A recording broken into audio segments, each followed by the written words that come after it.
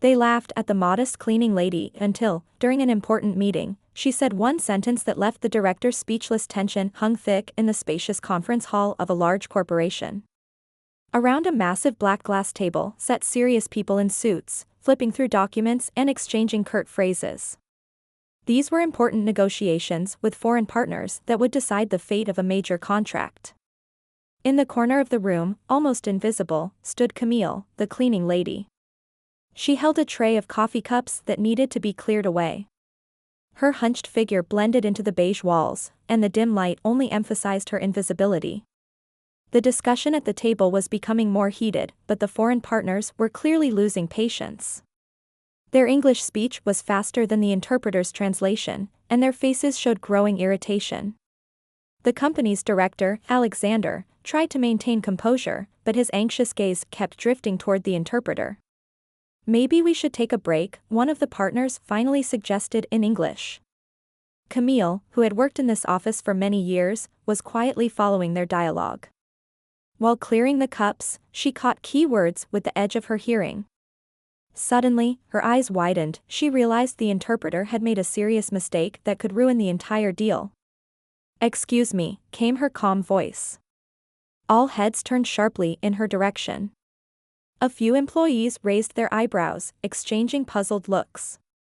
"Did you want to say something?" Alexander asked with a hint of mockery. Camille carefully set the tray on the table and looked directly at the foreign partners. Her voice was firm. "Sorry to interrupt, but the translation was incorrect. Your words about the delivery deadlines were misunderstood." For a moment, silence fell over the room. No one expected the cleaning lady, someone they barely noticed, to speak flawless English.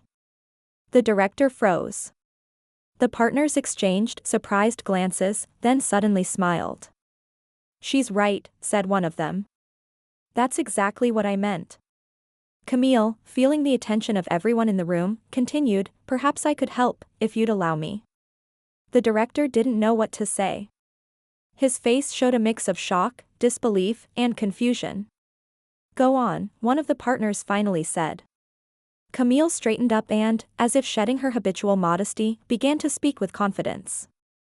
Her voice filled the room, her words building a bridge between the two sides. When she finished, silence settled once more.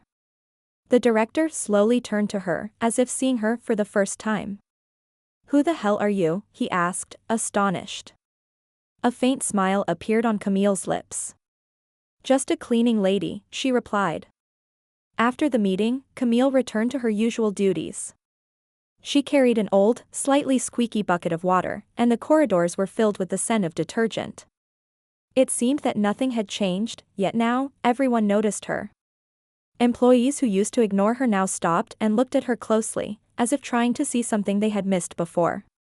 "It was just a coincidence," whispered Anastasia, the secretary, to her colleague Oleg, standing by the coffee machine. "She probably overheard a few words and decided to butt in." "Coincidence?" Oleg smirked. "Did you hear how she spoke?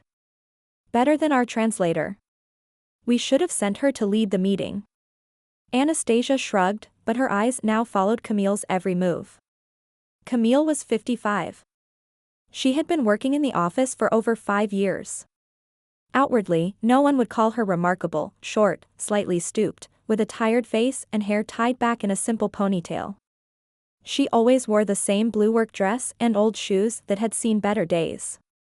At first glance, Camille was just an ordinary woman people forgot about as soon as she left the room.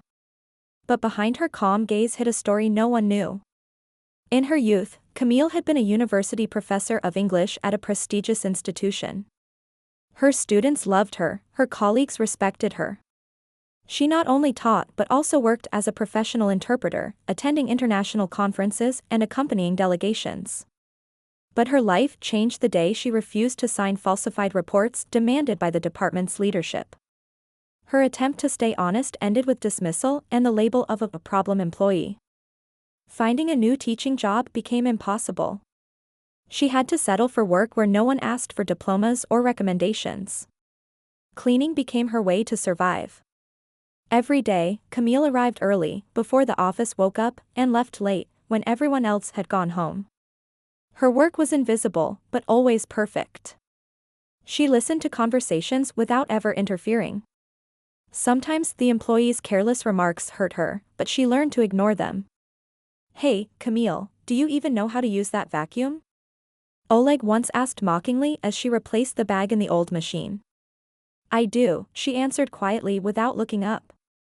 For the employees, she was just a cleaner, and no one imagined her life was far more complex than they could guess. But after that meeting, something changed. Did you hear her speak? Oleg was discussing the incident in the smoking area with another manager. "Her accent's better than our translators." "Come on, maybe she just got lucky," the other shrugged. But deep down, everyone started to wonder, who was she really? Alexander, too, couldn't get the scene out of his head. He knew that without her intervention, the deal would have fallen apart. "There's something about her," he muttered to himself while flipping through documents in his office. He decided to find out more about Camille. "Anastasia, call in the cleaning lady," he told his secretary. When Camille entered his office, her posture was modest but her gaze was steady. "Tell me, Camille, where did you learn to speak English like that?" Alexander asked, leaning on the desk. She hesitated for a moment, then replied, "I used to teach."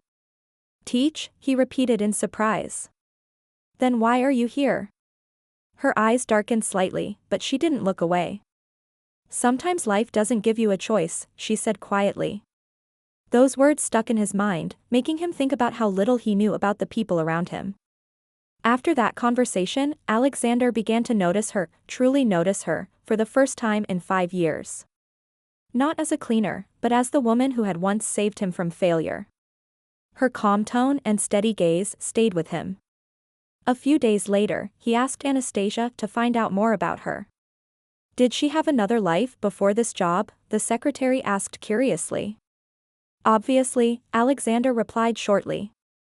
A couple of hours later, Anastasia placed a stack of papers on his desk. She used to be an English professor, attended international conferences, but, her voice faltered, she got caught up in some scandal. "They say she lost everything because of her principles." Alexander stared at the papers for a long time. He knew honesty often came at a price in the corporate world, but he hadn't expected this. Behind it all was a story no one expected. While Alexander was trying to process her past, the office began to change. Oleg, who had always joked about Camille, now avoided her. "So, Professor, found yourself a new job yet?" he tried to joke, but his voice sounded uncertain. Camille didn't answer. Her calm silence only deepened his awkwardness. Anastasia, on the other hand, began showing genuine interest. "Camille, why didn't you ever tell anyone you spoke English?" she asked one day during a break. "What for?" Camille replied with a faint smile. A new challenge soon appeared on the horizon. The company was preparing for another round of major negotiations, this time even more complex. The foreign partners had set conditions requiring precision and an understanding of cultural nuances. "We can't afford any mistakes," Alexander said at a staff meeting. But the translation team clearly lacked the necessary competence. At that moment, Camille entered the room with her cleaning cart. She stopped by the door, overhearing what was being discussed. "Maybe we should ask our professor to help?" Oleg muttered sarcastically.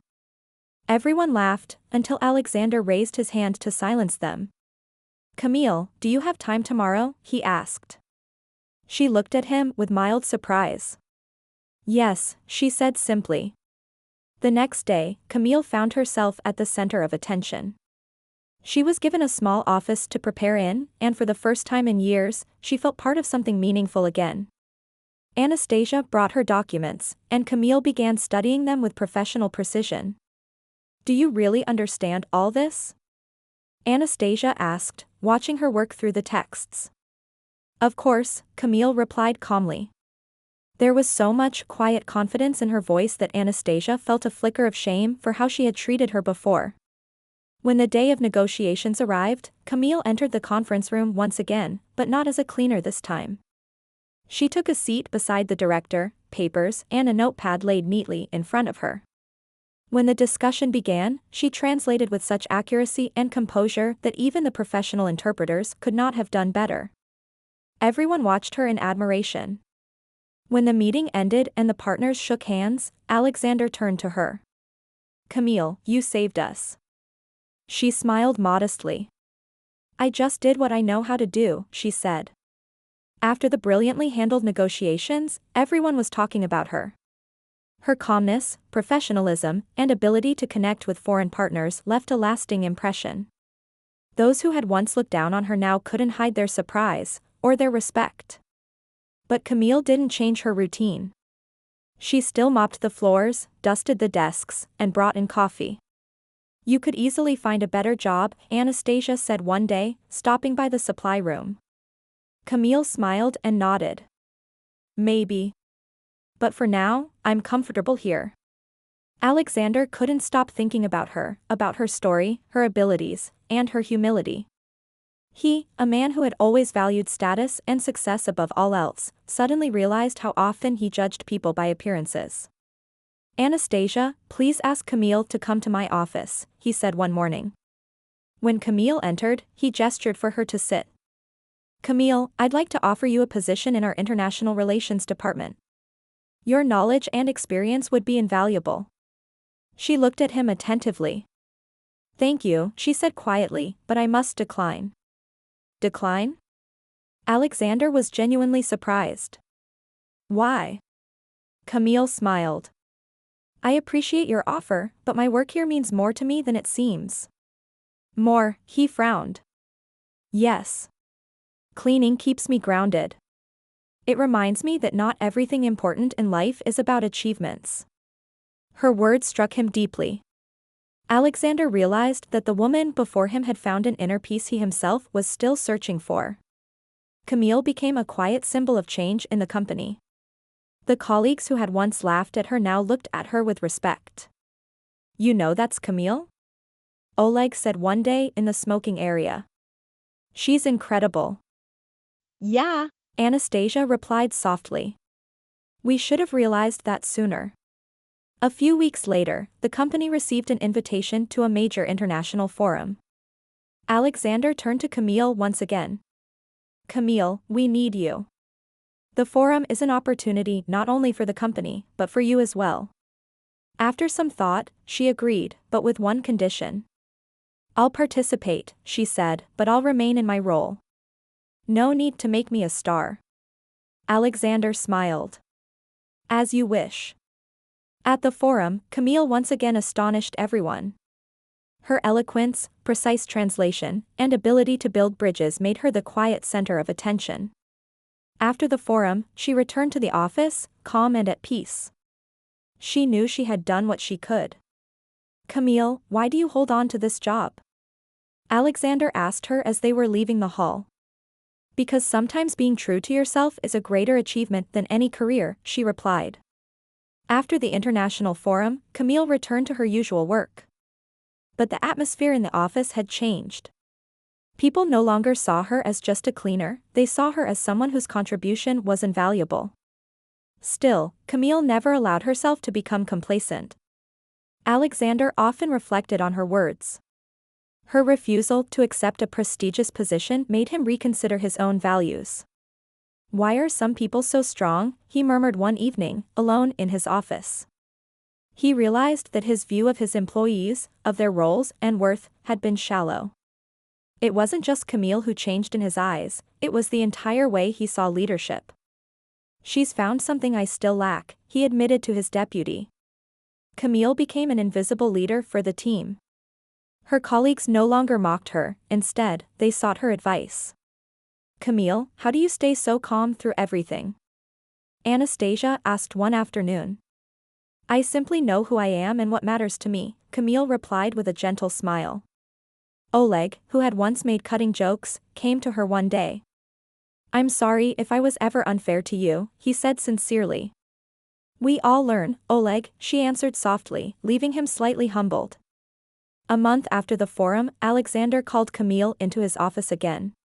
"Camille, I'd like to offer you a new role, this time not in a department, but on the board. As a consultant." She looked at him, astonished.